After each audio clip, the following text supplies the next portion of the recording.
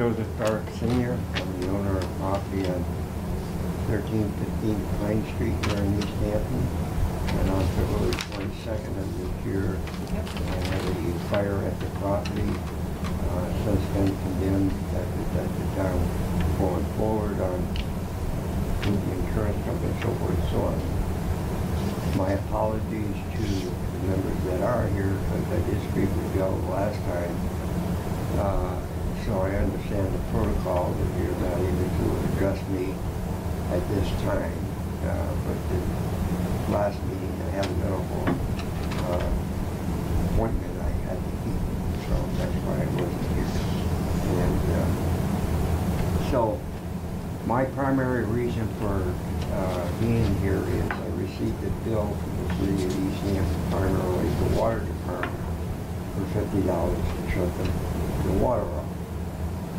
Whereas I think that I would have contacted the city later as being a prudent thing to do. Electricity was shut off, the gas company came up there and shut it off. I do think that I didn't receive a bill from the police department, the fire department, or the gas company who had to dig up the street in order to get off, shut the gas off. And it's not as involved as addressing the fire as it is to turn the water on and off. From a mechanical, physical point of view, I know what's involved in it. And I just feel that it's not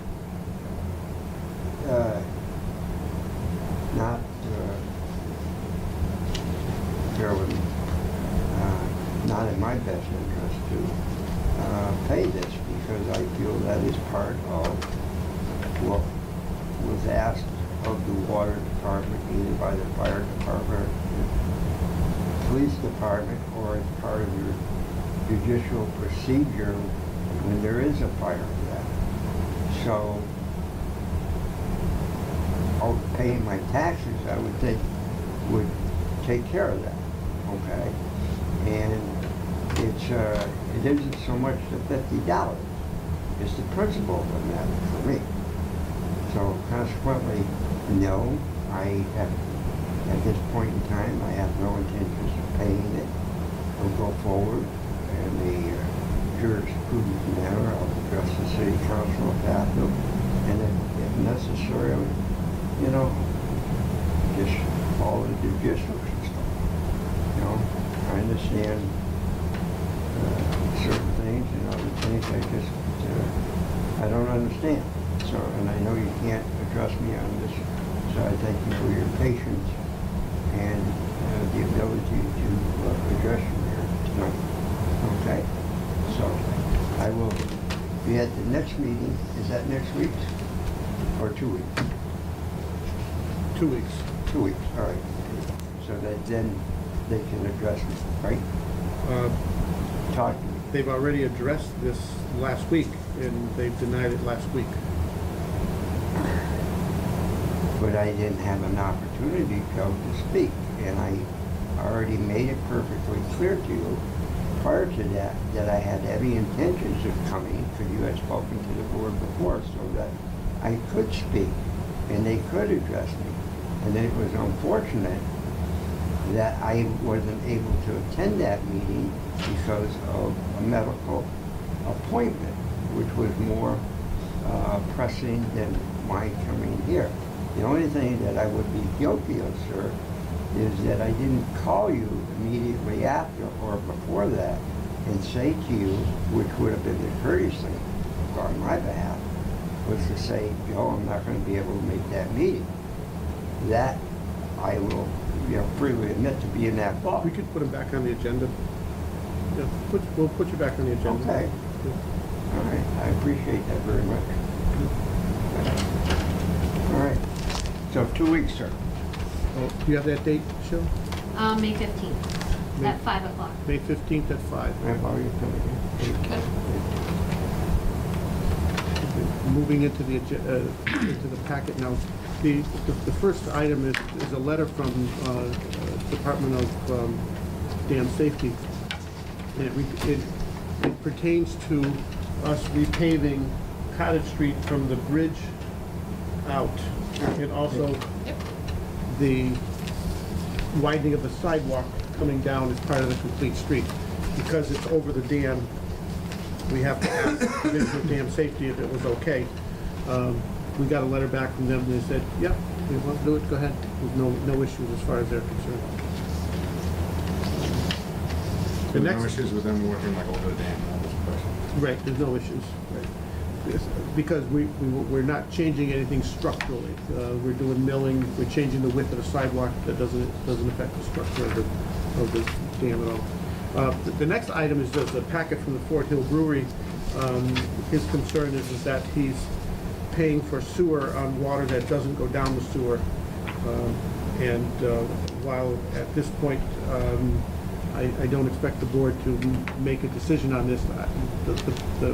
The reason for putting it in the packet was so that when we're back up to a full board, we can discuss it and the board can decide what they want to do with it at that point and how it interacts with our sewer regulations. I suppose sewer comes up all the time, and it starts with usually, like, discussing before, people don't want to pay sewer rates on like filling their pool, That's right. right? So, Oh, we have to. yeah, we don't have separate rates, like sewer meter. Yeah. You know, the regulations state that you'll pay water and sewer on the water that passes through your meter. And it specifically states whether it's used or wasted. So in other words, if it goes through and you didn't want it to go through, you still have to pay for it.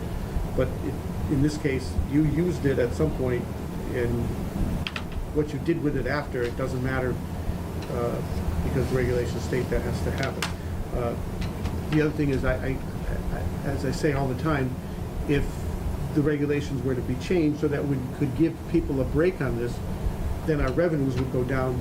We'd have to We still have to raise rates. raise the rates on the other end to make up for it, because it takes a certain amount of money to run the wastewater treatment plant. So, Has it ever happened where there was a manufacturer got a cut rate, some sort of percentage off their sewer rate? not that because I, of manufacturing? no. Years ago, when we started to raise the sewer rates because, the water rates, because they were so cheap, and all the mills were in town, at that point, they were just using the water for chilling and then just dumping it in the sewer because it was so cheap. As we started raising the rates, they started putting in chilling towers, cooling towers, because they realized, wait a minute, this is much more economical. If we can chill it and use it again, then, you know, so, We bought the bars, so there was still a working water-cooled air conditioner. yeah. They, Like a 3-inch pipe. yeah, right, It worked. it worked. We ran, I mean, I only ran it to see if it worked. It was loud, but I was like, I've never seen such a thing. It worked. We had, our grocery store in town had, years ago, had water-cooled refrigerators. We put a cooling tower and said, wait a minute. Yeah, it was the size of like a double refrigerator. Yeah.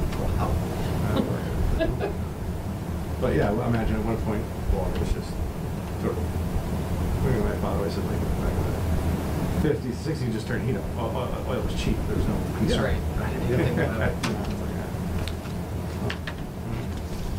it. In the last thing was the bid for the complete streets.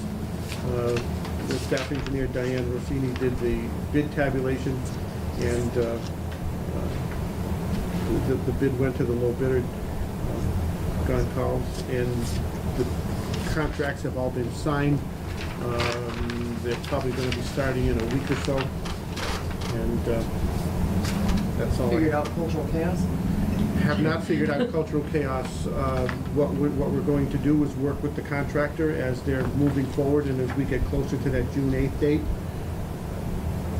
They understand that at some point they've got to make the place secure and move their equipment out and then move it back in, and So they know. they know. And as part of this bid, is there a timeline on the end of this? Is like how long the project takes for them? Well, to see, this is a two-part thing, because we have complete streets that has to be, the money has to be used by June 30th on the Right. crosswalks, and then we have Chapter 90 on the roadway, which can't start till after July 1st. because we can't use the Chapter 90 money till July 1st. If we start doing work for the Chapter 90 money, we won't get reimbursed for it if we do it before July 1st. So it's a two-part thing. One, we gotta get done before June 30th, and one, we can't start till after June 30th. So, So do we need the board today to approve the bid? no, this is just information only that bid came in, what that bid came in. And after we looked at the bid tabulation, it's probably, the price is actually gonna be a little bit lower, which means there's gonna be maybe a little bit of money left over in Chapter 90. We'll have a list of roads where we're gonna recommend to spend that, because we wanna put out, get as much road work as we can. It might be a little over $100,000. Maybe we can do some work on East Street. It won't be a lot of work, but whatever's there, we wanna do. We don't want the money to sit there till next year. So, and it's a very light packet. That's all I have for tonight, folks. I was a little scared, but I still think it was. I'm like, oh, might be a long one. Michelle, page by page, yeah. Oh, I looked, trust me. All right, motion to Adjourn? adjourn. Second.